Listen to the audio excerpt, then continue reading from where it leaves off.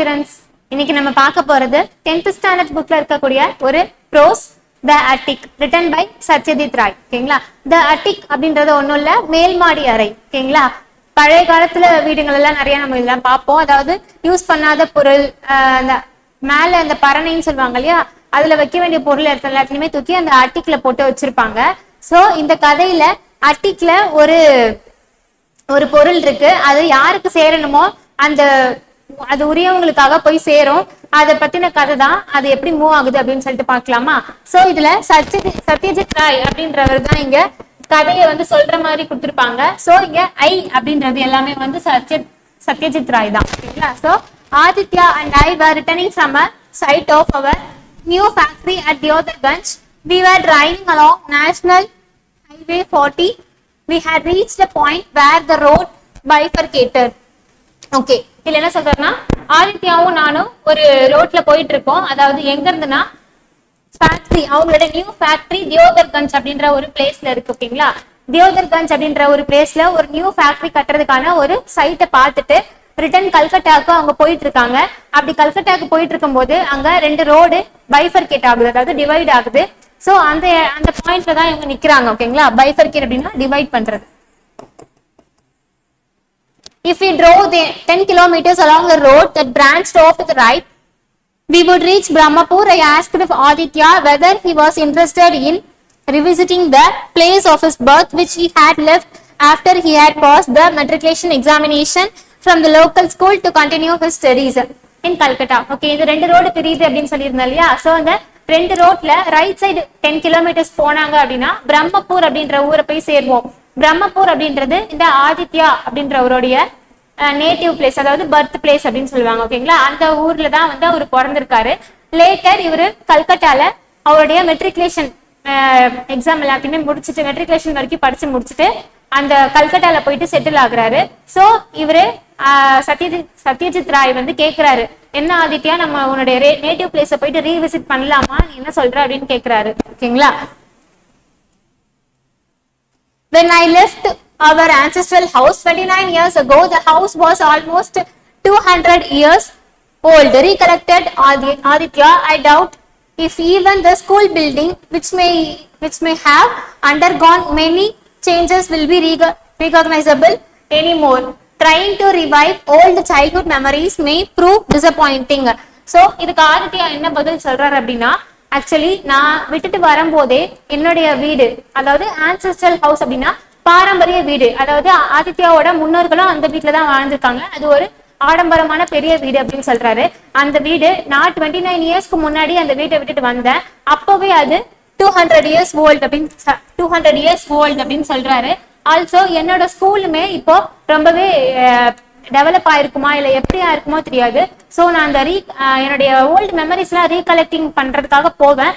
அது ஃபெயில் ஆக கூட வாய்ப்பு இருக்கு, எப்படி இருக்குமோ தெரியாது, எல்லாமே மாறி இருக்கிறதுக்கு சான்ஸ் இருக்கு அப்படின்ற மாதிரி ஆதித்யா சொல்றாரு. But he said he wished to visit the tea shop of Nagin uncle if it still existed and have a cup of tea there. So இருந்தாலும் பரவாயில்ல, அங்க நாகின் அங்கிள் அப்படின்ற ஒரு டீ கடை வச்சிருப்பாரு. நம்ம போனோம் அப்படின்னா அவர் இருந்தாருன்னா அவர் கடையில ஒரு டீ அது குடிச்சிட்டு வந்துடலாம் அப்படின்னு சொல்லிட்டு ஆதித்யா சொல்றாரு. So we took the turning to the right and decided to drive to Brahmapur, of which Aditya's ancestors were once the Zamindars. So நான் சொன்ன மாதிரி அது ஒரு ஆடம்பரமான வீடு. சோ அவங்களுடைய ஆன்செஸ்டர்ஸ் எல்லாருமே அப்போ ஜமீன்தார்ஸா இருந்திருக்காங்க. இவங்க என்ன பண்றாங்கன்னா, அவங்க வீட்டை போய் பார்க்கலாம் அப்படின்ற ஒரு டிசிஷன் எடுத்துட்டு அந்த ரைட் சைடு எடுத்து பிரம்மபுரை நோக்கி இப்ப போயிட்டு இருக்காங்க. Aditya's father had left the ancestral home and moved to Kolkata, where he had set up his own business. After his death, Aditya was looking after it, and I was his friend and business partner. Okay, ஆதித்யாவோட father என்ன பண்ணிருக்காருன்னா, அவர் ஒரு பெரிய business மேனா இருந்திருக்காரு. அவங்க அப்பா இறந்ததுக்கு அப்புறம் ஆதித்யா அவருடைய பிசினஸ் கவனிச்சுக்கிறதுக்காக கொல்கட்டா போறாரு. ஆல்சோ இந்த சத்யஜித் ராய் இந்த கதையை சொல்றாரு இல்லையா, அவரு ஆதித்யாவோட ஒரு பிசினஸ் பார்ட்னராகவும் இருந்திருக்காரு, அவருடைய ஒரு நல்ல நண்பராகவும் இருக்காரு. It was the month of Magha, that is January to February by the English calendar, the middle of winter by many watch. It was 3:30 in the afternoon. So அப்போ மணி 3:30 ஆகுது, மதியம் 3:30 ஆகுது. அது என்ன மாசம் அப்படின்னு பாத்தீங்கன்னா மகா அப்படின்ற ஒரு மாசம். இங்கிலீஷ் கேலண்டர் படி அது ஒரு ஜனவரில இருந்து ஒரு பிப்ரவரி மந்த்துக்குள்ள இருக்கலாம் அப்படின்னு சொல்றாரு. ஓகேங்களா. Next, the sun was shooting on either side of the road were paddy fields as far as the eyes could see. Harvest was over and there had been a good crop that year. வழக்கம் போல அந்த வருஷம் ரொம்பவே விளைச்சல் சூப்பரா இருந்துச்சு அப்படின்னு சொல்றாங்க. எந்த பக்கம் திரும்பினாலும் என்ன பண்ணுதான், ஒரே விவசாய நிலங்களா இருக்கு அப்படின்னு சொல்றாரு. அப்போ அந்த வெயில் வர ரொம்ப ஸ்மூத்தா இருந்துச்சு. அதுவும் அந்த 3:30 மணினா எப்படி இருக்கும்னா வெயில் கொஞ்சம் அடங்கி சாயங்காலம் ஆகுற மாதிரி ஒரு ஸ்டேஜ் இருக்கு இல்லையா. சோ அந்த மாதிரி நேரம் அப்படின்னு சொல்றாரு. பாக்குற இடம் எல்லாமே வந்து நெற்பயிர்கள் எல்லாமே செழிப்பா வளர்ந்துருக்கு அப்படின்னு சொல்றாரு. After about 10 minutes, we came to the local school. Beyond the iron gates were the playing fields and the 2-story school building. We got down from the car and stood in front of the gate. கொஞ்ச நேரம் travel பண்ணி போனதுக்கு அப்புறம் ஆதித்யா அவரோட ஸ்கூலை reach பண்ணி வந்துட்டாங்க. அவங்க ஸ்கூல் கிட்ட ஒரு அயன் கேட் இருக்கு. ஓகேங்களா. இரும்பு கதவை போட்டு அந்த ஸ்கூல் குடும்பம் என்ன இருக்குன்னா இப்போ 2 மாடியா பெரிய பில்டிங் ஆயிடுச்சு. ஃபர்ஸ்ட் வந்து 1 மாடி தான் இருந்துச்சா அவர் படிக்கும் போது, இப்ப அது ஒரு பெரிய பில்டிங்காவே மாறிடுச்சு அப்படின்னு சொல்லிட்டு ஆதித்யா சொல்றாரு. ஆதித்யா அப்புறம் என்ன பண்றாருன்னா அந்த ஸ்கூலை பார்த்துக்கிட்டே கார்ல இருந்து வெளியில இறங்கி வராரு. Asked Aditya whether everything was still the same. He replied that everything had changed. Our school used to be one-storied and a new building has come up which wasn't there. Were you not a good student? I asked. So இந்த சத்யஜித் ராய் என்ன பண்றாருன்னா, என்ன ஆதித்யா நீ பார்த்தது எல்லாமே உன் school எல்லாமே நீ பார்த்த மாதிரியே இருக்கா, நீ ஸ்கூல்ல எப்படிப்பட்ட மாணவனா இருந்த அப்படின்னு கேக்குறாரு. அதுக்கு ஆதித்யா சொல்றாரு, நான் இல்ல எல்லாமே மாறிடுச்சு, ஸ்கூல் எல்லாமே ரொம்பவே மாறிடுச்சு, நான் பாக்குறப்ப நான் படிச்சு முடிச்சுட்டு வர்றப்போ 1-story பில்டிங்கா தான் இருந்துச்சு. சோ ஆல்சோ என்ன சொல்றாரு, நான் வந்து yes but my position was always second. He replied, we decided to go and have a tea at Nagin uncle's tea shop which stood next to the grocery shop and opposite to temple dedicated to Lord Shiva. Soon he caught sight of Nagin's tea cabin written in signboard over the shop. Okay, அதுக்கு என்ன பதில் சொல்றாரு பாருங்க. நான் நல்லா தான் படிப்பேன், ஆனா எப்பவுமே நான் 2ஆவதா தான் இருப்பேன் அப்படின்னு சொல்றாரு. சொல்லிட்டு அவங்க ஒரு நாகின் அங்கிள் டீ ஷாப் சொல்லியிருந்தாரு இல்லையா. சோ அந்த டீ ஷாப்பை பாக்குறாரு. பார்த்துட்டு அதுகிட்ட போறாரு. அதுகிட்ட அந்த டீ ஷாப் எங்க இருக்கு அப்படின்னு பாத்தீங்கன்னா ஒரு கிராசரி ஷாப்புக்கு பக்கத்துலயும் ஒரு சிவன் டெம்பிளுக்கு எதிரிலையுமே வந்து அந்த டீ ஷாப் இருக்கான். அந்த டீ கடையில பாத்தீங்கன்னா நாகின் அங்கிள்ஸ் டீ ஷாப் அப்படின்ற ஒரு போர்டு எழுதி இருக்கு அப்படின்னு சொல்றாரு. கேபின் ரிட்டனா Nagin's tea cabin. The owner of the tea shop, now over 60, a little rustic in appearance, with his white, neatly combed hat and clean look, was the same as before. He was wearing a dhoti and a blue striped shirt that he could see from under a green shawl. Okay. அந்த owner நாகின் tea shop அந்த owner இருக்கார் இல்லையா, அந்த நாகின் uncle, அவரு ஒரு 60 வயசுக்கு மேல இருக்கும் அப்படின்னு சொல்றாரு. அவருடைய வயசு பாருங்க ஒரு ஓவர் 60, அவருடைய வயசு ஒரு 60க்கு மேல இருக்கும் அப்படின்னு சொல்றாரு. சொல்லிட்டு அவருடைய அப்பியரன்ஸ் எப்படி இருக்குன்னா ஒரு ரஸ்டிக் அப்பியரன்ஸ். ரஸ்டிக் அப்படின்னா கிராமத்து ஆள் அப்படின்னு சொல்லுவாங்க இல்லையா, ரொம்ப கண்ட்ரிமேன் அப்படின்னு சொல்லுவாங்க இல்லையா, கிராமத்தால். அவருடைய முடி எல்லாமே நரைச்சிருக்கு, ஆனா முடி எல்லாமே என்ன பண்ணிருக்காரு, நீட்டா கோம் பண்ணி இருக்காரு. அவருடைய ஷர்ட்ஸ் பாருங்க, வியரிங் தோத்தி, அவர் ஒரு வேட்டி வேர் பண்ணிருக்காரு. ப்ளூ ஸ்ட்ரைப்டு ஷர்ட், ப்ளூ கலர்ல கோடு போட்ட சட்டை, அப்புறம் ஒரு பச்சை கலர்ல ஒரு துண்டு கட்டியிருக்காராம், துண்டு போட்டிருக்காராம். Not recognizing Aditya, he asked us where we had come from. Diodharganj. Aditya replied, we are on our way to Kolkata. A little surprised, Nagin uncle asked why we were there. So ஆதித்யாவை அடையாளம் கண்டுபிடிக்காம இந்த Nagan uncle என்ன பண்றாருன்னா, நீங்க யாரு, எங்க இருந்து வந்திருக்கீங்க, உங்களுக்கு நீங்க எங்க போகணும் அப்படின்ற மாதிரி கேக்குறாரு. அதுக்கு ஆதித்யா நாங்க தியோதர்கஞ்ச நோக்கி போயிட்டு இருக்கோம் அப்படின்னு சொல்றாரு. தியோதர்கஞ்ச நோக்கி போயிட்டு இருக்கீங்களா அப்படின்னு சொல்லிட்டு இந்த நாகின் அங்கிள் கொஞ்சம் சர்ப்ரைஸ் ஆகுறாரு. ஏன்னா தியோதர்கஞ்சுக்கு போற வழி இது கிடையாது. ஏன்னா இவங்க ரைட் சைட்ல டேர்ன் பண்ணி ஒரு 10 கிலோமீட்டர்ஸ் அப்புறம் தான் இங்க வந்திருக்காங்க. சோ தியோதர்கஞ்சுக்கு போகணும்னா ஏன் இங்க வந்திருக்கீங்க அப்படின்ற மாதிரி கேக்குறாரு. அதுக்கு to have tea at your shop, said Aditya. Certainly, besides tea, I have biscuits and saviors. Give us 2 nankatai each. அப்படின்னு சொல்றாரு. ஏன் வந்திருக்கீங்க அப்படின்னு கேட்டதும் இந்த ஆதித்யா என்ன சொல்றாருன்னா, நாங்க உங்க கடையில டீ குடிக்க தான் வந்தோம் அப்படின்னு சொல்லிட்டு சொல்றாரு. அதுக்கு இந்த நாகின் அங்கிள் என்ன ஆன்சர் பண்றாருன்னா, கண்டிப்பா டீ மட்டுமா, 2 நான் கட்டாயும் சாப்பிடுங்க, 2 பிஸ்கெட், அதாவது கண்டிப்பா டீ மட்டுமா, biscuits, I have tea biscuits with savouries. சேவியர்ஸ்னா அந்த கார வகை பொட்டலம் சொல்லுவோம் இல்லையா, அதுதான் வந்து சேவியர்ஸ் சொல்றாங்க. சேவியர்ஸும் இருக்கு, அதுவும் சாப்பிடுங்க அப்படின்னு சொல்றாரு. நெக்ஸ்ட் ஆதித்யா என்ன பண்றாருன்னா, கிவ் அஸ் 2 நான் கட்டாய் ஈச், நான் கட்டாய் 2 கொடுங்க அப்படின்னு சொல்லி கேட்கிறாரு. 2 each அப்படின்னா ஆளுக்கு 2 கொடுங்க அப்படின்னு கேட்கிறாரு. we sat on 2 10 chairs, there was only one other customer sitting at a corner table, neither eating nor drinking tea, but sitting with his head bent as though he were sleeping. So அங்க என்ன, அங்க 2 tin chairs மட்டும் தான் இருக்கு. there was only one other customer sitting. இவங்க 2 பேர் உட்கார்ந்து இருக்காங்க, அதை தாண்டி அங்க ஒரு கஸ்டமர் உட்கார்ந்து இருக்காரு. அவர் என்ன பண்றாராம், டீ குடிக்கல, எதுவுமே குடிக்கல, சும்மா அங்க உட்கார்ந்து இருக்காரு. Head bent and thought he was sleeping. அவர் எப்படி உட்கார்ந்துருக்காரு, இவங்க 2 பேர் தவிர இன்னொருத்தர் உட்கார்ந்துருக்காரு சொன்னா இல்லையா, அவரு எப்படி இருக்காருன்னா, டீ குடிக்கல, எதுவுமே பண்ணல, சும்மா அங்க உட்கார்ந்துருக்காரு, தலையை தொங்க போட்டுட்டு தூங்குற மாதிரி. அவர் தூங்கல, ஆனா தூங்குற மாதிரி ஒரு பொசிஷன்ல உட்கார்ந்துருக்காரு. Addressing him as Mr. Sanyal, Nagin uncle reminded him to go home as it was already 4 p.m. Other customers would soon be coming. Addressing us, he said with a wink in his eye, a little hard of hearing. Cannot see well, but either has no money to buy spectacles. So இவங்களை பார்த்ததும் அந்த ஒரு உட்கார்ந்து இருந்தார் இல்லையா, அவர் பேர் தான் வந்து சன்யால். ஓகேங்களா? சோ அந்த நாகன் அங்கிள் கூப்பிடுறாரு, சன்யால், மிஸ்டர் சன்யால், கொஞ்சம் எழுந்து வீட்டுக்கு போங்க, மணி 4 ஆகுது, இதுக்கப்புறம் மத்த கஸ்டமர்ஸ் எல்லாம் வருவாங்க இல்லையா, சோ நீங்க வீட்டுக்கு போங்க அப்படின்னு சொல்லிட்டு என்ன பண்றாரு பாருங்க. அட்ரஸிங் ஹஸ் ஹி செட், அதாவது இந்த சன்யால நோக்கி ஒரு கண்ணு மிச்சிட்டு இவங்க கிட்ட வந்திருக்காங்க இல்லையா 2 பர்சன்ஸ், அவங்க கிட்ட சொல்றாரு என்னன்னா, பாவம் இவரு லிட்டில் ஹார்ட் ஆஃப் ஹியரிங், அவருக்கு கொஞ்சம் காது கேட்காது, ஆனா cannot see, கொஞ்சம் பார்க்கவும் காது கேட்காது, பார்க்கவும் கொஞ்சம் முடியாது, ஆனா அவருக்கு கண்ணாடி வாங்க காசு இல்ல அப்படின்னு சொல்லிட்டு சொல்றாரு. From his reaction to his speech, I began to wonder whether Mr. Sanyal was not a little crazy as well, because suddenly he stood up, stretched himself and raising his lean right arm and with eyes dilated. So இந்த சில விஷயத்தெல்லாம் அவர் கேட்டதும் இந்த சத்யஜித்ரே என்ன பண்றாருன்னா, ஒருவேளை அவர் கொஞ்சம் பைத்தியமா இருப்பாரோ அப்படின்னு நினைச்சிட்டு இருக்காரு.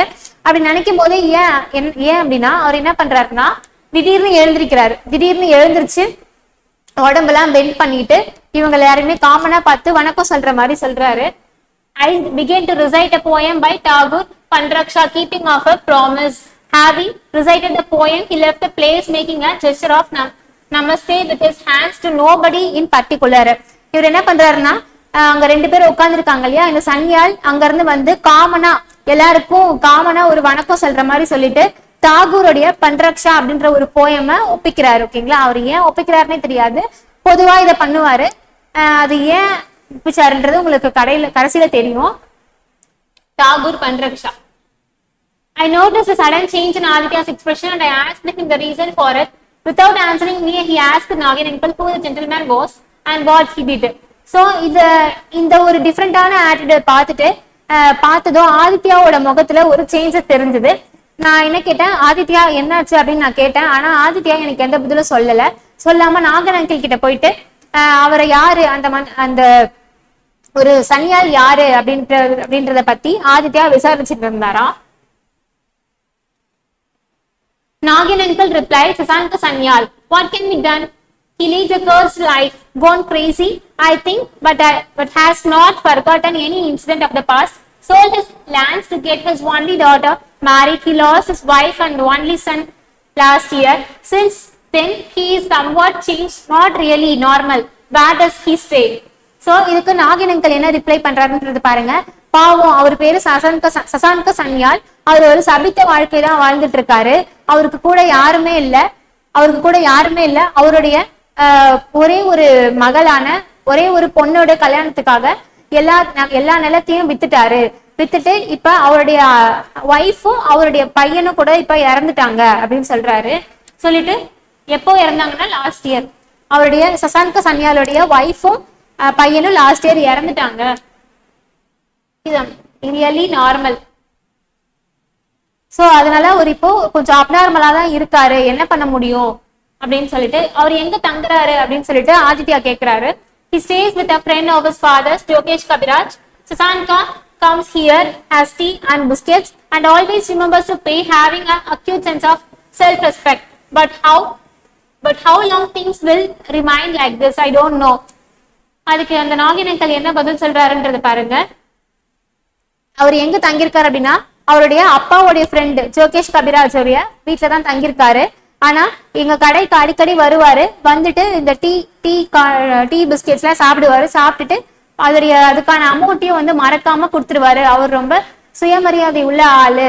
என்ன பண்றது, ஆனா எல்லாருமே இதே மாதிரி இருந்துட முடியாது இல்லையா அப்படின்னு சொல்லிட்டு இந்த நாகின் அங்கிள் சொல்றாரு. Having paid our bill and assigned time the location of Jokesh Kabiraj's house, we got into the car. Aditya was at the wheel. He expressed the wish to visit his house. So you do want to see your house after all, I said. இப்ப என்ன பண்றாருனாக்கா ஆதித்யா அவர் சாப்பிட்ட tea biscuits Xavier's அதுக்கான bill எல்லாத்தையுமே பே பண்ணிட்டு அந்த இடத்த விட்டு move பண்றாரு. மூவ் பண்ணி கார்ல போகும்போது இந்த சத்யஜித் ரே கேக்குறாரு, என்ன ஆதித்யா உன்னோட ஆன்செஸ்ட்ரல் ஹவுஸ பாக்கணும்னு உனக்கு ஆசை இல்லையா அப்படின்ற மாதிரி கேக்குறாரு. It has become essential to do so, Aditya replied. His nerves seemed overwrought for some reason. We soon reached the house, which was surrounded by high walls. Even from the ruins, one could easily imagine how grand it must have been once upon a time. Okay, கண்டிப்பா அதை நான் பார்த்துதான் ஆகணும் அப்படின்னுட்டு Aditya reply பண்றாரு. பண்ணிட்டு ஒரு இடத்துக்கு போறாங்க. அங்க போகும்போது ஆதித்யாவுடைய ஒரு பழைய ஆன்செஸ்ட்ரல் ஹவுஸ் சொன்னா இல்லையா, அந்த வீட்டை போய் சேர்ந்துடுறாங்க. சேர்ந்துட்டு அந்த வீடு பார்க்கும் போதே தெரியுது அது என்னதான் இடிஞ்சு போய் இருந்தாலும் அந்த காலத்துல அந்த வீடு எந்த அளவுக்கு கிராண்டா இருந்திருக்கும் அப்படின்றத அவங்களால இமேஜின் பண்ணி பார்க்க முடியுது. ஏன்னா அந்த வீட்டுடைய காம்பவுண்ட் எல்லாமே வந்து அவ்வளோ ஒரு கிராண்டா ரொம்ப ஹைட்டா இருந்துச்சாம். We entered the building, climbed up the stairs and reached the attic on the second floor of the house. So அந்த வீட்டுக்குள்ள கிளைம் பண்ணி என்டர் ஆகி போறாங்க. போனதுக்கு அப்புறமா அந்த வீட்டோடைய செகண்ட் ஃப்ளோர்ல ஒரு அட்டிக் இருக்கு, அதாவது மேல் மாடி அறை. அட்டிக்னா அந்த செகண்ட் ஃப்ளோருக்கு மேல ரூஃபுக்கு கீழே ஒரு சின்ன தட்டி மாதிரி போட்டு வச்சிருப்பாங்க, அதுதான் அட்டிக் அப்படின்னு சொல்லுவாங்க. அந்த அட்டிக்ல போயிட்டு இவங்க ரெண்டு பேருமே நிக்கிறாங்க. ஏன் அந்த அட்டிக்கு போறாங்க அப்படின்றத பார்க்கலாம். This was my favorite room, said Aditya. The attic was always been a favorite with children. This is in the attic that the child seems to be in a world of his own. அட்டிக்க பத்தி சொல்லியிருக்காங்க. அட்டிக் பார்த்ததும் வந்து ஆதித்யா என்ன சொல்றாருன்னா, இதுதான் என்னுடைய ஃபேவரட்டான room, எனக்கு இந்த ரூம் ரொம்ப பிடிக்கும் அப்படின்னு சொல்லிட்டு. ஆமா, அட்டிக்ன்றது யாருக்கு தான் பிடிக்காது. சில்ட்ரன்ஸ் வந்து அந்த அட்டிக்ல தான் வந்து அவங்களுடைய சுய உலகத்துல, அதாவது அவங்களுடைய சொந்த உலகத்துல வாழ்வாங்க அப்படின்னு சொல்லிட்டு சொல்றாங்க. A portion of a wall of the attic had crumbled down and through the window that had been created we could see the sky, the fields, a part of the rice mill, the spire of the old temple in the whole house. So okay, அந்த அட்டிக்ல ஒரு portion உடைய வால் மட்டும் இடிஞ்சு போயிருக்கு. So அந்த இடிஞ்சு போன இடம் வழியா என்னென்னலாம் தெரியுது பாருங்க. ஸ்கை தெரியுது, அப்புறம் அங்க இருக்க பக்கத்துல இருக்க நிலம் எல்லாம் தெரியுது. ஓகேங்களா, விவசாய நிலம்னா இருக்கு இல்லையா, அந்த நிலம்லாம் தெரியுது. அப்புறம் ரைஸ் மில், அவங்க ரைஸ் மில்லுடைய ஒரு பார்ட் தெரியுது. நெக்ஸ்ட் ஓல்டு டெம்பிள், அங்க ஒரு ஓல்டு டெம்பிள் அந்த ஓட்ட வழியா தெரியுது. The attic had probably been the worst hit by wind and weather. So என்ன தெரியுதுனாக்கா, இந்த அட்டிக் வந்து அந்த ஒரு வெதர்னால ப்ராப்பரான ஒரு மெயின்டெனன்ஸ் இல்லாம வெதர் மூலியமா, அதாவது காத்து புயல்லாம் வரும் இல்லையா, அதனால இந்த அட்டிக் வந்து ரொம்பவே அழிஞ்சு போயிடுச்சு அப்படின்னு சொல்றாங்க. The floor was strewn with twigs and straw and pigeon droppings. Among other things, there was a broken cricket bat, the remains of an armchair and a wooden packing case. So இந்த அட்டிக்ல என்ன பண்ணிட்டு இருக்கு, இந்த அட்டிக்ல ரொம்ப நாளா இவங்க போகாததுனால பீஜனோட droppings, பீஜனோட left overs எல்லாமே அங்க இருக்கான். சோ அப்புறம் ஒரு வுடன் பேக்கிங் கேஸ், அப்புறம் வந்து ஆர்ம்சேர், உடஞ்சு போன ஆர்ம்சேர், அதோடைய ரிமைனிங் பீசஸ் எல்லாமே இருக்கான். அப்புறம் ஒரு பழைய கிரிக்கெட் பேட்டர், இது எல்லாமே வந்து அங்க இருக்கான். Aditya got on top of the packing case and pushed his hand inside the ventilator, thus upsetting a sparrow's nest, a part of which fell to the ground. ஓகேங்களா, ஆதித்யா வந்து என்ன பண்றாருன்னா அந்த பேக்கிங் கேஸ்க்குள்ள கையை விடும்போது அங்க ஒரு ஸ்பாரோட நெஸ்ட் இருக்கு, அந்த ஸ்பாரோட நெஸ்ட் சுத்தமா களைச்சி விடுறாரு. களைச்சி விடும்போது அந்த அதுல இருக்கிற எக்ஸ்ட்ரா பீசஸ் எல்லாமே வந்து கீழே வந்து விழுது. ஓகேங்களா, however he heaved a sigh of relief when he had got what he had been looking for. When I asked him what it was, he said, "You will get to know very soon." ஓகேங்களா, இங்கதான் வந்து இந்த கதையோட turning பாயிண்டே இருக்கு. So அவர் கையை விட்டு ஒண்ணு தேடினார் இல்லையா, சோ அவரு என்னதான் எல்லாமே வந்து கீழே விழுந்தாலும் இவர் தேடின அந்த பொருள் வந்து கிடைச்சிருச்சு. கிடைச்சதுனால ரொம்ப சந்தோஷப்படுறாரு. கூட இருக்க சத்யஜித்ரா என்ன பண்றாரு, அப்படி என்னதான் நீ கண்டுபிடிச்ச, இது என்னது அப்படின்னு கேக்குறாரு. அதுக்கு ஆதித்யா இது என்னன்னு நீ கூடிய சீக்கிரம் தெரிஞ்சுப்ப அப்படின்னு சொல்றாரு. We next went to a jeweler's to find out the weight of the article. A jeweler remarked that it was an antique. Our next stop was the house of Jokesh Kabiraj. Though I was a little curious, I didn't ask Aditya anything. Actually அவர் கண்டுபிடிச்சது என்னன்னா ஒரு medal. ஓகேங்களா, அந்த medal எடுத்துட்டு போய் ஒரு jewellery ஷாப்ல அதை விற்கிறதுக்காக கேட்கிறாரு. சோ அது ஒரு ஆன்டிக் அப்படின்னு சொல்றாரு, ஒரு ஆன்டிக் பீஸ், அது ஒரு உண்மையான சில்வர் அப்படின்னு சொல்லிட்டு அந்த பான் ஷாப் ஓனர் சொல்றாரு. நெக்ஸ்ட் நம்ம போக வேண்டியது ஜோகேஷ் கபிராஜோட வீட்டுக்கு அப்படின்னு சொல்றாரு. ஜோகேஷ் கபிராஜ் அப்படின்றது சசாங்க சன்யால் டீ ஷாப்ல ஒருத்தவரை நின்று பாத்துட்டு இருந்தாரு இல்லையா, ஒருத்தர் கூட ரிசைட் பண்ணாரு இல்லையா, அவரு தங்கியிருக்க வீடு தான் வந்து ஜோகேஷ் கபிராஜ். ஓகேங்களா, சோ அங்கதான் போகணும் அப்படின்னு சொல்லிட்டு ஆதித்யா சொல்றாரு. இந்த சத்யஜித்ரா இதுக்கு எந்த ஒரு கேள்வியுமே கேட்கல, சரி வெயிட் பண்ணி பாத்துக்கலாம் அப்படின்ட்டு போறாரு. We entered the house and went to the room where Sasanka Sanyal stayed. Sasanka uncle was busy reciting verses from Tagore. When he had finished, Aditya asked, "May we come in?" He turned and faces us. So அந்த சசாங்க சன்யாலை தேடி அவரோட வீட்டுக்குள்ள போனதும் என்ன பண்றாருன்னா, அவரு ரொம்ப பிஸியா அந்த தாகூருடைய அந்த போயமை ஒப்பிச்சிட்டு இருக்காரு. யார்கிட்டயுமே இல்ல, தனியா அவர் ஒப்பிச்சிட்டு இருக்காரு. ஒப்பிச்சு முடிச்சதுக்கு அப்புறமா இந்த ஆதித்யா வெளியில நிக்கிறாரு இல்லையா, நாங்க உள்ள வரலாமா அப்படின்னு கேக்குறாரு. ஒண்ணுமே இவர் சொல்லாம அவங்கள சும்மா ஜஸ்ட் பாக்குறாரு. "No one visits me," he said in an interrupted manner. "Would you mind if we come in?" என்னை யாருமே பொதுவா பாக்குறதுக்குலாம் வரமாட்டாங்களே அப்படின்னு சொல்லிட்டு சொல்றாரு. உடனே ஆதித்யா வந்து நாங்க உள்ள வரலாமான்னு கேக்குறாரு. ஓகே உள்ள வாங்க அப்படின்னு கூப்பிடுறாரு. Except for a charpai, there was nothing else to sit on, so we remained standing. So do you remember Aditya Narayanan Chowdhury? Aditya asked him. பாருங்க, ஆதித்யாவை இந்த சசாங்க சன்யாலுக்கு அடையாளம் தெரியாது அப்படின்னு எல்லாருமே நினைச்சிட்டு இருக்காங்க. அந்த இடத்துக்குள்ள போனதுக்கு அப்புறமா அங்க ஒரே ஒரு சார்பாய் தான் இருந்துச்சு, வேற யாருமே உட்கார்றதுக்கு அந்த எந்த பிளேஸுமே இல்லை. சோ இவங்க எல்லாருமே அங்க நின்றுட்டு தான் இருக்காங்க. நின்றுட்டு ஆதித்யா மட்டும் சசாங்க சன்யால் கிட்ட போயிட்டு, உங்களுக்கு ஆதித்யா சௌத்ரி தெரியுமா, ஆதித்ய நாராயணன் சௌத்ரி தெரியுமா அப்படின்னு கேக்குறாரு சசாங்க சன்யால் கிட்ட.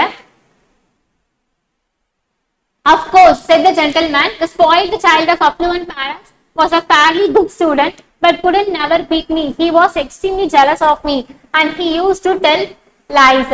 Okay, எனக்கு ஆதித்ய நாராயணன் பத்தி கண்டிப்பா தெரியும். ஒரு பணக்கார பேரண்ட்ஸால ஒரு கெட்டு போன பையன் தான் அவன் ரொம்பவே வந்து பொறாமப்படுவான் எல்லார பத்தியும் பார்த்தும். எப்பவுமே வந்து அவன் என்ன பீட் பண்ணணும்னு நினைப்பான், ஆனா அவன் என்ன பீட் பண்ணதே இல்லை இது வரைக்கும் அப்படின்னு சொல்றாரு. Extremely jealous and he used to tell lies. Also அவன் அதிகமா பொய்யும் சொல்லுவான் அப்படின்னு சொல்றாரு. பாருங்க அவரை பத்தி என்னென்னலாம் சொல்றாருன்னு. அவரு அதிகமா பொய் சொல்வாராம், ஆனா அவன் நல்ல பையன் தான், ஆனா அவன் பேரண்ட்ஸ் தான் அவனை வந்து ஸ்பாயில் பண்ணிட்டாங்க அப்படின்ற மாதிரி சொல்றாரு. ஓகேங்களா, next, "I know," said Aditya. He then took out a packet from his pocket and handing it over to him, said, "This is for you from Aditya." உடனே ஆதித்யா என்ன பண்றாருன்னா அவருடைய பாக்கெட்ல இருந்து எடுத்து ஒரு சின்ன பாக்கெட் எடுக்கிறாரு. எடுத்து அந்த சசாங்க சன்யால் கிட்ட கொடுத்துட்டு, இது உங்களுக்கானதுதான் அப்படின்னு கொடுக்குறாரு. "What is it?" he asked. "Money." "Money? How much money?" இது என்னது இது அப்படின்னு கேக்குறாரு. இது வந்து ஒரு மணி தான் அப்படின்னு சொல்றாரு. எதுக்கு இந்த மணி அப்படின்னு கேக்குறாரு. எவ்வளவு அமௌண்ட் அப்படின்னு கேக்குறாரு. 150 rupees. He had said that he will be happy if you accept it. Shall I laugh or cry? Aditya has given me money. why this sudden generosity அப்படின்னு கேக்குறாரு. இங்க ஆதித்யா அப்படின்றத அவருக்கு முன்னாடியே தெரிஞ்சிருக்கு. சோ இதுல எவ்வளவு அமௌண்ட் அப்படின்னு கேட்டதும் 150 rupees அப்படின்னு சொல்றாரு. எதுக்கு ஆதித்யா எனக்கு பணம் கொடுக்கணும், அவன் அவ்வளவு பெரிய தாராள உள்ளம் படைத்தவனா அப்படின்னு சொல்லிட்டு சசாங்க சன்னியால் சொல்றாரு. நான் இதை பார்த்து அழுவதா சிரிக்கிறதா அப்படின்ற மாதிரி கேட்கிறாரு.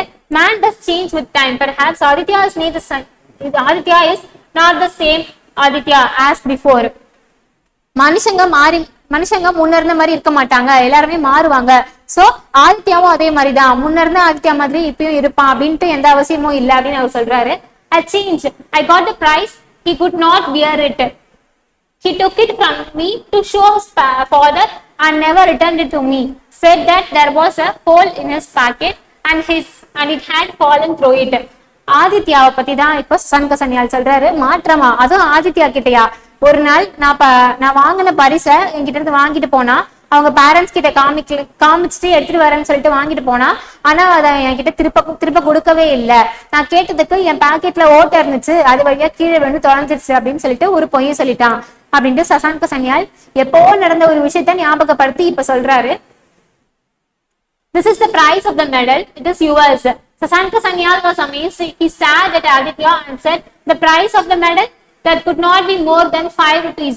It was a silver medal அப்படின்னு சொல்றாரு. சோ ஆமா, அந்த மெடலுக்கான அமௌண்ட் தான், அதோடைய பிரைஸ் தான் வந்து இந்த 150 rupees. சோ இதை வச்சுக்கோங்க அப்படின்னு சொல்லிட்டு ஆதித்யா சொல்றாரு. அதுக்கு சசாங்க சன்னியால் என்ன சொல்றாரு பாருங்க. அந்த மெடலோட பிரைஸ் 150 rupees, அது ஒரு 5 ரூபாய் கூட தேராது, அது ஒரு வெள்ளி பதக்கம் தான் அப்படின்னு சொல்லிட்டு சசாங்க சன்னியால் சொல்றாரு. Silver is now 30 times costlier than before. Really, I had no news of that. But Sasanka uncle looked at the 15 10 rupees notes in his hand and then looked at Aditya. There was a completely new expression on his face. He said, Aditya, this smacks too much of charity, doesn't it? Okay, இதுல என்ன சொல்றாரு அப்படின்னாக்கா, அப்படியா சில்வரோட price வந்து 30 times improve ஆயிடுச்சா, இந்த நியூஸ்லாம் எனக்கு தெரியாது அப்படின்னு சொல்லிட்டு என்ன சொல்றாருன்னா, இந்த 15 rupee notes இருக்கு, ஓகேங்களா, 15 10 rupee notes இருக்கு. இதை பார்த்ததும் அவர் வந்து ஒரு டிஃப்ரெண்டான எக்ஸ்பிரஷன்லாம் கொடுக்குறாரு. We remained silent, peering intently at Aditya. Sasanka Sanyal smiled and said, I had recognized you at Nagin Uncle's tea shop by that mole on your right cheek. I could see you. You had not recognized me. I recited the same poem that I had recited on the prize giving day on purpose so that you may remember. Then when you came to visit me, I couldn't help venting my anger on you. So இதுல என்ன சொல்றாருனாக்கா, நான் உன்னை நாகின் uncle tea ஷாப்லயே பாத்துட்டேன், நீ இதெல்லாம் நான் உனக்கு இதை ஞாபகப்படுத்தணும் அப்படின்றதுக்காக தான் தாகூருடைய அந்த பன்ரக்ஷான்ற போயம பிரைஸ் கிவிங் டேல தான் அதை நான் சொன்னேன் இல்லையா, அந்த சேம் போயமா அன்னைக்கு நான் ஒப்பிச்சு உன்கிட்ட காமிச்சேன். ஆனா நீ என்ன அடையாளம் கண்டுபிடிக்கவே இல்லை. சோ உன்னுடைய ரைட் சீக்ல இருக்கிற ஒரு மோல் வச்சு நான் உன்னை அங்கேயே அடையாளம் கண்டுபிடிச்சிட்டேன் அப்படின்னு சொல்லிட்டு சொல்றாரு. So then when you came to visit, so next நீ என்ன விசிட் பண்ண வரும்போது என்னால உன்கிட்ட கோவத்தை காமிக்காம இருக்க முடியல, அதனாலதான் நான் கோவத்தை காமிச்சிட்டேன் அப்படின்னு சொல்றாரு. You had done the right thing. Your grievances are absolutely justified. But I will be happy if you accept the money, said Aditya. Aditya என்ன பண்றாரு பாருங்க, நீங்க கோவப்பட்டது எல்லாமே கரெக்ட் தான், ஆனா இந்த அமௌண்ட் நீங்க வாங்கிக்கிட்டீங்கன்னா நான் கொஞ்சம் சந்தோஷப்படுவேன், சோ இந்த அமௌண்ட் வாங்கிக்கோங்க அப்படின்னு சொல்லிட்டு சொல்றாரு. Sasanka Sanyal shook his head and said, no, money will soon be spent. I would have preferred to have the medal if it were possible. I would have forgotten that unpleasant incident of my childhood if I could get the medal back. எனக்கு இந்த அமௌண்ட்லாம் வேண்டாம், முடிஞ்சா அந்த நான் வாங்கின அன்னைக்கு medal இருக்கு இல்லையா, அந்த மெடல் எனக்கு தர முடிஞ்சதுன்னா அது நான் ரொம்ப சந்தோஷப்படுவேன். ஏன்னா சைல்ட்ஹுட்ல நான் ரொம்ப கசப்பான அனுபவத்தை அன்னைக்கு நான் ஃபேஸ் பண்ணேன். இப்போ அந்த மெடல் எனக்கு திருப்பி வந்துருச்சுன்னா அது வந்து கொஞ்சம் நான் அந்த கசப்பான அனுபவத்துல இருந்து நான் வெளியில வந்ததா கொஞ்சம் நினைச்சுப்பேன் அப்படின்னு சொல்லிட்டு அந்த மெடலை கேட்கிறாரு. So the medal that had been hidden in the attic for 29 long years was eventually restored to his owner. So 29 வருஷமா ஒரு அட்டிக்ல ஒளிஞ்சிருந்த அந்த மெடல் அவருக்கு உரிமையாளரான சசாங்க சன்யால போய் அடைஞ்சது அப்படின்றதா இந்த கதை இப்படியே முடியுது. Shriman Shashanka Sanyal special prize of recitation 1948. இதுதான் வந்து அந்த மெடல்ல என்கிரேவ் ஆயிருக்க words, clearly engraved on it. Okay, இந்த 1948ல ஒரு காம்படிஷன் வச்சிருந்திருக்காங்க. அந்த காம்படிஷன்ல இந்த ஸ்ரீமந்த் சசாந்த சன்யால்ன்ற ஒரு ஃபர்ஸ்ட் பிரைஸ் தான் வந்து வாங்கியிருக்காரு. ஓகேங்களா? So special prize for recitation அப்படின்ற ஒரு என்கிரேவான அந்த மெடலை வாங்கிக்கிறாரு. அவ்வளவுதான். இந்த இந்த ப்ரோஸ் வந்து ஒரு நல்லா இருக்கும். ஸ்டார்டிங்ல அந்த அந்த 29 வருஷமா தூங்கிட்டு இருந்த அந்த மெடல் வந்து கடைசியா அவருடைய உரிமையாளருக்காகவே வந்து கடைசியில சேர்ந்திருக்கும். இதுதான் இந்த கதை. அவங்க ஆத்தரை பத்தி பார்த்துடலாம். சத்யஜித் ரே 1921 to 1992 இவருடைய பீரியடை பார்த்துக்கோங்க. Was an Indian filmmaker, screenwriter, graphic artist, music composer and author. ஓகேங்களா? இவர் வந்து ஒரு இந்தியன் ஃபில்ம் மேக்கராகவும் இருந்திருக்காரு, ரைட்டராகவும் இருந்திருக்காரு. born in Kolkata. இவருடைய பார்ன் பாருங்க, கொல்கட்டால. he authored several short stories and novels mean primarily for young children and teenagers. இவர் மோஸ்ட்லி பிரைமரி யங் சில்ட்ரன்ஸ்க்காகவும் டீனேஜர்ஸ்க்காகவும் வந்து நிறைய ரைட்டிங்ஸ் எல்லாம் பண்ணியிருக்காரு, ஸ்டோரிஸ் எல்லாம் எழுதியிருக்காரு. he revived the children's magazine Sandesh அப்படின்ற ஒரு மேகசீனை திருப்பியும் எடுத்து ரிவைவ் பண்ணியிருக்காரு. which his grandfather had started in 1913. அதாவது அவர் கிராண்ட்ஃபாதர் ஸ்டார்ட் பண்ண 1913ல ஸ்டார்ட் பண்ண ஒரு மேகசீனை இவர் திருப்பவும் கண்டினியூ பண்ணிட்டு இருந்திருக்காரு. and edited it until அவரு சாகுற வரைக்குமே அதை இது பண்ணியிருக்காரு. Ray was more interested in writing rather than film making. ஓகேங்களா? சோ இவரு என்னதான் ஃபில்ம் மேக்கரா இருந்தாலும் அவர் ரைட்டிங்க்கு தான் வந்து அவர் ரொம்ப பிடிக்குமா. his stories have been translated in Europe, the United States and many other countries. இவருடைய ஸ்டோரிஸ் எல்லாமே வந்து யூரோப், யுனைடெட் ஸ்டேட்ஸ் அண்ட் நிறைய கண்ட்ரீஸ்க்கும் வந்து டிரான்ஸ்லேட் பண்ணி போச்சாம். ரே received many awards including 32 national film awards by the government of India, notably the Padma Bhushan in 1965 and the highest civilian Bharat Ratna. Okay, இவரு இறக்கிறதுக்கு கொஞ்ச நாளைக்கு முன்னாடி தான் பாரத் ரத்னா அப்படின்ற அவார்டையும் வாங்கியிருக்காரு. ஆல்சோ பத்மபூஷன் 1965ல வாங்கியிருக்காரு. 32 national film awards government of India கிட்ட இருந்து வாங்கியிருக்காரு. ஓகே, கிளாஸரி பார்க்கலாமா? பைஃபர்கேட்டட் அப்படின்னா டிவைடட் இன்டு டூ. ரிவைவ் அப்படின்றது to bring something back to life, அதாவது ஒரு போன விஷயத்தை திருப்பி மீண்டு கொண்டு வரது ரிவைவ் அப்படின்னு சொல்லுவாங்க. சூதிங்னா மேக்கிங் சம்ஒன் ஃபீல் காம், ரொம்ப காமிங்கா இருக்கிறது. ஓகேங்களா? காமிங்கா ஃபீல் பண்ண வைக்கிறது. ரஸ்டிக் அப்படின்னா டிபிக்கல் ஆஃப் கண்ட்ரி சைடு, அதாவது கிராமத்துல இருக்கிற பர்சன்ஸ் தான் சொல்லுவாங்க. டைலேட்டட் அப்படின்னா வைடன் தேன் யூஸ்வலை தவிர ரொம்ப வைடன் பண்ணி போறது. அசர்டைன் அப்படின்னா கன்ஃபார்ம் பண்றது. ஓவர்ஆல் அப்படின்னா ஸ்டேட் ஆஃப் பீயிங் அப்செட், ரொம்ப அப்செட் ஆகுறது. அட்டிக் அப்படின்றது நம்ம உங்களுக்கே தெரியும், அந்த ஒரு மேல் மாடி அறையில எக்ஸ்ட்ராவா ஒரு space. Room at the top of building under the roof, அதாவது இப்படி ஒரு வீடு இருக்குன்னு வச்சுக்கோங்களேன். அப்படின்னா இங்கதான் வந்து கிரவுண்ட் ஃப்ளோர் இருக்குன்னா இந்த ரூஃபுக்கு கீழே இப்படி ஒரு ஒரு ஃப்ளோர் மாதிரி பலகையில கட்டி வச்சிருப்பாங்க. இங்கதான் அவங்களுக்கு தேவையான திங்ஸ் எல்லாம் போட்டு வச்சிருப்பாங்க. அதுதான் வந்து அட்டிக் அப்படின்னு, அதாவது இந்த ஸ்பேஸ் தான் வந்து அட்டிக் அப்படின்னு சொல்லுவாங்க. அது எல்லா வகையான வீட்லயுமே இருக்கும். கூரை வீடா இருந்தாலும் சரி, அதாவது பெரிய மாடி வீடா இருந்தாலும் சரி, எத்தனை மாடி வீடா இருந்தாலும் சரி, அந்த காலத்துல இந்த மாதிரி யூஸ் பண்ணிட்டு இருந்திருக்காங்க. கிரம்பிள் அப்படின்னா broken, unperturbed, undisturbed அர்த்தம். affluent அப்படின்னா wealthy அப்படின்றது. smacks அப்படின்னா drive or put forcefully into or do something, அதாவது ஒரு விஷயத்துல இருந்து ரொம்ப உள்ள இருந்து ரொம்ப ஃபோர்ஸா இழுக்கிறது தான் வந்து ஸ்மாக் அப்படின்னு சொல்லுவாங்க. ஸ்பை அப்படின்னா a tall pointed structure on top of the building, especially on top of a church tower, அதாவது ஒரு பாயிண்டட் ஸ்ட்ரக்சர் தான் வந்து ஸ்பை அப்படின்னு சொல்லுவாங்க. ஓகே, அவ்வளவுதான் இந்த ப்ரோஸ். தேங்க்யூ.